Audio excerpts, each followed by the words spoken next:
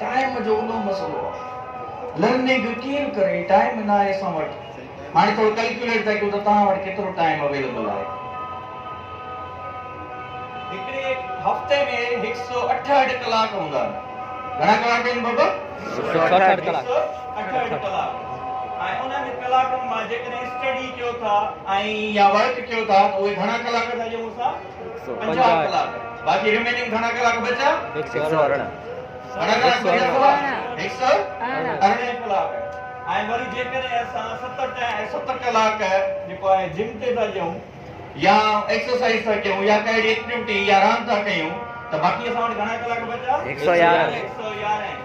जेकॾहिं उन मां असां सुम्हूं था हफ़्ते जा 56 कलाक आमतौर ते 8 कलाक 6 खां 8 कलाक सुम्हणु ज़रूरी हूंदो आहे आम नॉर्मल इंसान लाइ बट अॼुकल्ह असां वटि सॼी राति मोबाइल में अखियूं हूंदियूं ऐं सुबुह सुम्हंदा आहिनि कुझु कलाकनि जे लाइ इन खे कोशिशि कयो त तव्हां निंड प्रॉपर कयो सही नमूने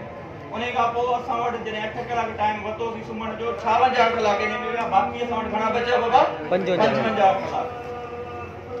तव्हां वटि हिकिड़े हफ़्ते जी स्टडी कईसीं त 55 कलाक तव्हां वटि बचंदा अञा कहिड़ी शइ रही हाणे छोकिरियूं जॾहिं असांजे घर में ताम हूंदियूं आहिनि ॿुआरी बि ॾींदी आहियूं त उहे तव्हां हाणे एक्सरसाइज जो टाइम जेको असां हुन में बॉइज़ लाइ कढियोसीं उहो तव्हां हुन में कढी सघो था 55 कलाक तव्हां वटि हफ़्ते में बचनि था